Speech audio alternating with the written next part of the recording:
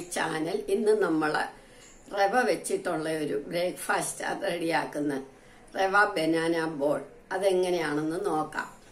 ഇതേപോലെ ഒരു നേന്ത്രക്കായ ഞാൻ എടുത്തത്. രണ്ടായിട്ട് മുറിക്കാം, ഇല്ലേ മുഴുവനെ ആയാലും മതി. നല്ലോണം വെള്ളമൊഴിച്ച് നന്നായിട്ടൊന്ന് വേവിക്കണം. ഇങ്ങനെ അടച്ച അടുപ്പയിലോട്ട് വെക്കണം.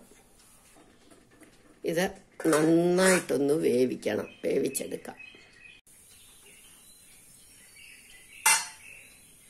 ഇപ്പം ഇത് നന്നായിട്ട് വെന്തു. ചൂടോടെ എടുക്കണം, തണുത്താ കട്ടിയായി പോകും. അതുകൊണ്ടാണ്.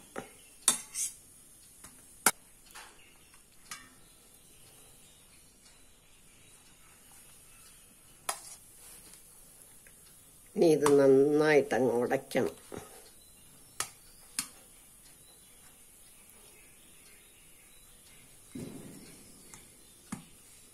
മാഷർ വെച്ചുടച്ചാലും മതി.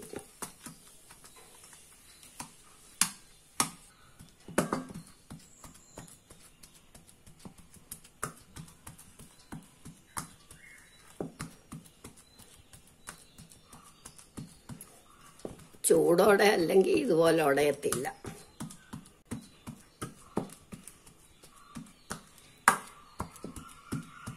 ചൂടോടെ മിക്സി പറ്റത്തില്ലല്ലോ, അതാ. മാഷർ വെച്ച് ചെയ്താലും മതി. ഒട്ടും കട്ടയായിരുന്നു. ഇനി വേണേ നമുക്കിത് മിക്സിയിലേക്ക് ഇട്ടൊന്നടിക്കാം.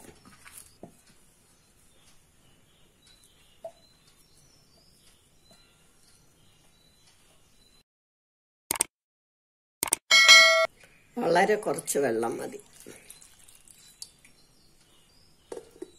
ഒന്ന് അടിച്ചെടുക്കാം, അപ്പോൾ ഒട്ടും തരി കാണത്തില്ല. ഇപ്പം ഇത് നല്ല വൃത്തിയായിട്ട് അരച്ച് കിട്ടി. 1 ടേബിൾ സ്പൂൺ നെയ്യ് ഒഴിക്കണം. അത് ഉരുകട്ടെ. നെയ്യ് അങ്ങോട്ട് ഉരുകി കഴിയുമ്പോൾ നമുക്ക് കടുക്, മുളക് എല്ലാം ഇടണം. മുളക്,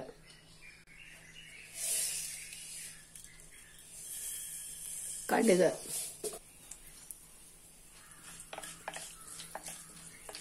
കടുകൊന്ന് പൊട്ടിത്തുടങ്ങുമ്പം ഇഞ്ചി, കറിവേപ്പില, മല്ലിയില എല്ലാം ഇടണം.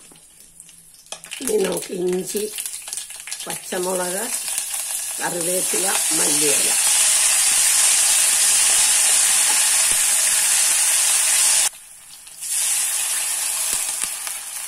മൂന്ന് കപ്പ് വെള്ളം ഒഴിക്കുക.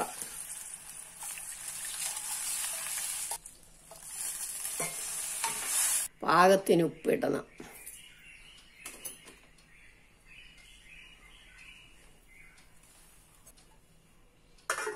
ഇനി ഇത് നല്ലോണം വെട്ടിത്തിളക്കട്ടെ. ഇനി നമുക്ക് നോക്കാം. ഇത് നന്നായിട്ട് വെട്ടിത്തിളച്ചു. അപ്പം നമുക്ക് 1/2 കപ്പ് റവ അതിലേക്ക് കുറേശ്ശെ ഇട്ട് ഇളക്കണം. കട്ട കെട്ടരുത്, അതുകൊണ്ടാണ്.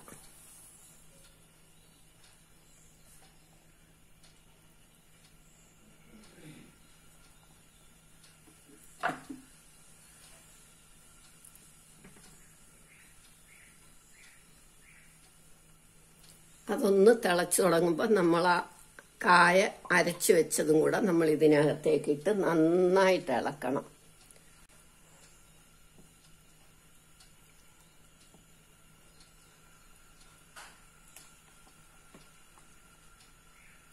വേവിച്ചരച്ചു വെച്ച കായും കൂടി ഇട്ട് ഇളക്കി. 1/4 കപ്പ് തൈര്, പുളിയില്ലാത്ത, അത് ഓപ്ഷണലാ, വേണ്ടിയവർക്ക് ഒഴിച്ചാൽ മതി.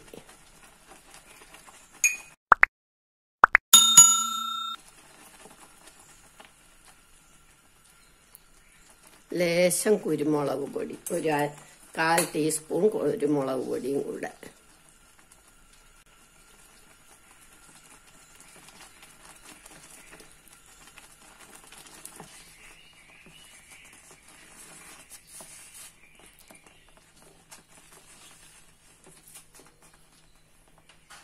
ഒരു 1/4 കപ്പ് റവയും കൂടി ഇടണം.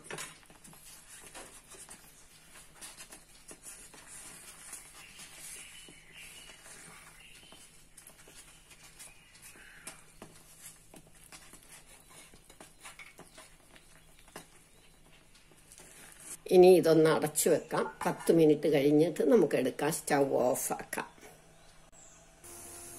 ഇപ്പൊ ഇത് തണുത്തു. ഇനി നമുക്ക് തുറക്കാം.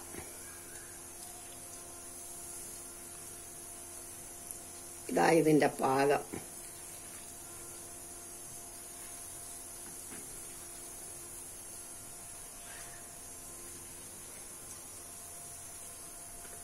ഇതെല്ലാം നമുക്ക് ചെറിയ ഉരുളകളാക്കണം.